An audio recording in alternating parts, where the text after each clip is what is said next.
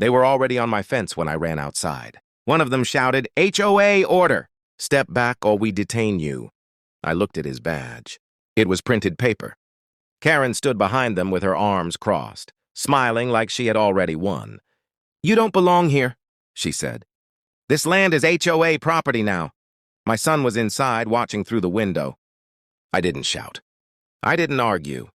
I slowly pulled my phone out and said, "Get off my fence." Karen laughed. "Or what?" 5 minutes later, one of the fake guards slipped, screamed, and dropped straight down. The fence lit up.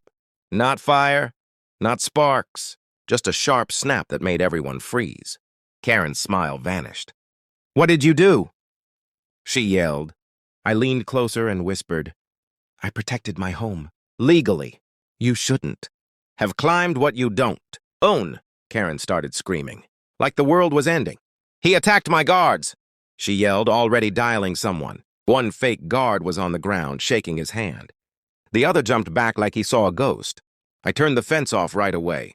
I didn't want anyone hurt. Karen didn't care. She pointed at me and shouted, "You're going to jail tonight." 10 minutes later, 2 police cars pulled up fast. Karen ran to them crying, telling them I set a deadly trap and tried to kill HOA officers. One cop looked at my fence, then at the guards. "Who are you guys?" he asked. Karen jumped in. "They work for me. HOA security." The cop frowned. "HOA security doesn't climb fences." Before I could speak, another truck showed up, towing my car. Karen smiled again. "Your car is illegally parked. HOA Rule 12B.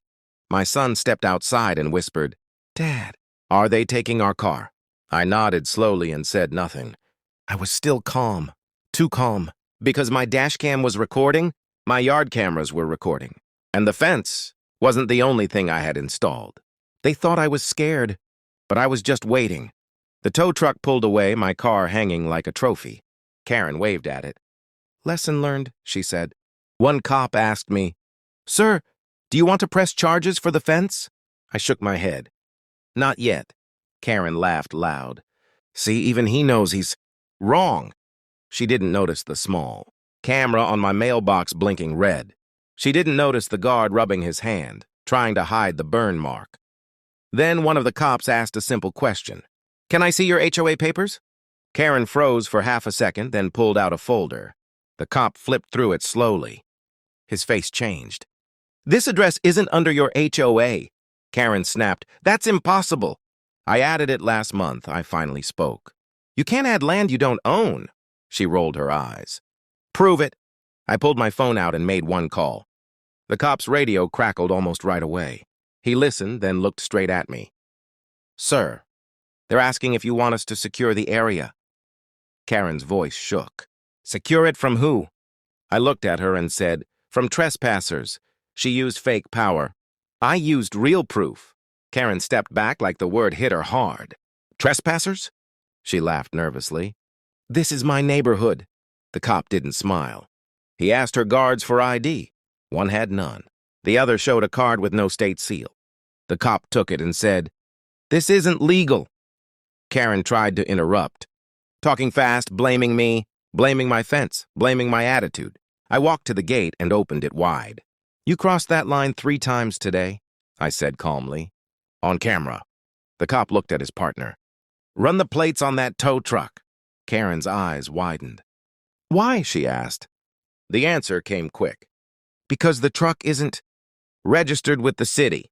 Her phone started, buzzing nonstop. She stepped aside to answer, whispering, then shouting, then whispering again. I could hear one line clearly. "What do you mean he owns it outright?" She turned pale. The cop handed her phone back. "Ma'am," he said, "the land records confirm this property is private and not part of any HOA." Karen stared at my house like she was seeing it for the first time. I looked at her and said, "You should have checked before touching what wasn't yours." Fake authority sounds loud until real law shows up. Karen wasn't done yet. She pointed at my son and shouted, "That child is unsafe here. I'm calling child services." The street went quiet. One cop turned sharp. "Ma'am, stop." She ignored him and kept talking, saying my fence was dangerous. My house was unfit, my parenting was reckless. My son grabbed my hand. I squeezed it once, slow. I pulled out my tablet and handed it to the cop.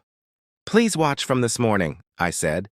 The video showed her guards cutting my warning sign, climbing the fence, laughing. Another clip played. Karen telling the tow driver, "Just take it. I'll handle the cops." The cop's jaw tightened. "You filed a report already?" he asked her. She nodded fast. "Yes, for assault." He looked at the screen again.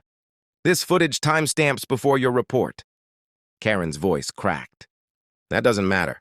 The cop keyed his radio. "We need a supervisor." Karen backed up, shaking her head. "You can't do this to me." "I run this HOA. I finally said it, calm and clear." "No! You tried to run me." She went after my child. That's when the game ended. The supervisor arrived and didn't even look at me first. He looked at Karen. "We've had complaints about you before," he said. Her face dropped. She tried one last move. "He installed an illegal electric fence," she said. Pointing like that would save her. I nodded. "Permits in the city system, installed by a licensed company." I showed it once. That was enough. The supervisor handed the tablet back and asked, "Is there more footage?" I tapped the screen again. Another video played, Karen bragging on a call, saying, "Once I scare him out, I'll expand the HOA and flip the land."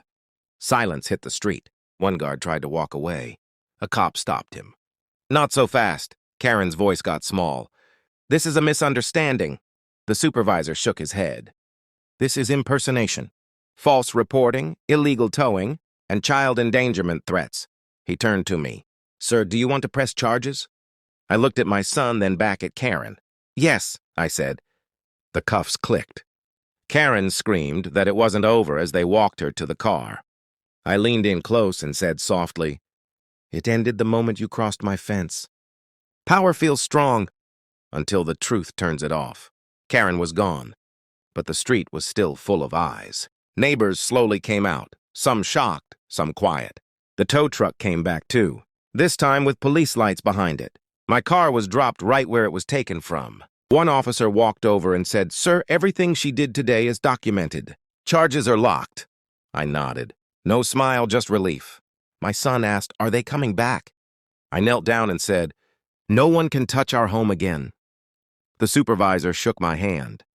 "You handled this the right way." As they left, one neighbor whispered, "We thought you were the problem." I looked at my fence, then at my house.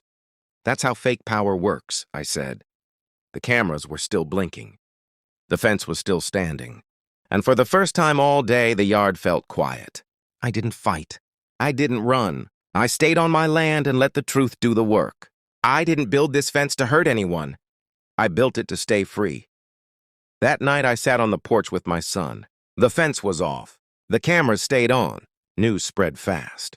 By morning, Karen's name was everywhere. Charged, exposed, banned from any HOA role. The fake guards? One took a deal. The other ran. A city notice was posted on the street, clear and public. This land was never HOA territory. Neighbors started waving. Some even apologized. I didn't need it. I just needed peace. My son asked, "Why did she hate us?" I thought for a moment and said, "Because she thought power means control." I looked at the flag near my door, moving slow in the wind. Real power means knowing your rights and not backing down. The fence didn't scare them away. The truth did. And every time someone passes my house now, they remember one thing. In this country, your land is your promise. And no fake badge can take that. Weeks later, a letter arrived from the city. Not a warning. A thank you. They asked to use my case to shut down fake HOA groups doing the same thing to other families. I signed it and mailed it back. Nothing fancy. No speeches. Just facts. The fence stayed, the cameras stayed, and so did our peace. Sometimes cars slow down near the house. People read the sign on the gate and keep moving. My son sleeps better now. So do I. Because this wasn't about wires or guards or Karen. It was about standing. Still, when someone tries to push you off your own ground, you don't need to be loud to win. You just need to be right. Months passed. Nothing dramatic happened. And that was the biggest win. The HOA board dissolved quietly. New people moved in. Rules got simpler. Respect came back. One afternoon, my son helped me paint the fence. He asked if we should remove the electric line. I shook my head. Not because we're scared, I said, but because reminders matter. A pickup slowed down across the street. A man looked at the cameras, the fence, then nodded and drove on. No words, no problems. I realized something then. Karen didn't lose because I was stronger. She lost because she chose the wrong house, the wrong family, and the wrong day. Some lessons don't need noise. They just need one hard stop. One last thing happened, and it surprised even me. A city truck stopped by and installed a small metal marker near my fence. No speech, no crowd, just a stamp in the ground showing protected private property. The worker said, "This spot is now used in training." I watched him drive away. That night, my son asked, "Does that mean we won?" I looked at the quiet street, the calm house, the fence doing nothing at all. I said, "We already did, because no one climbed again. No one knocked again. No fake power ever came back. The strongest warning isn't electricity. It's knowing your ground." I stood on my porch, holding my son's hand and looked at the quiet street. No guards, no threats, no fake notices. Just our home, untouched. Karen tried to take what wasn't hers and lost everything she used to scare people. I didn't chase revenge. I stayed on my land and let the truth speak. When you know your rights, no fence needs to be turned on.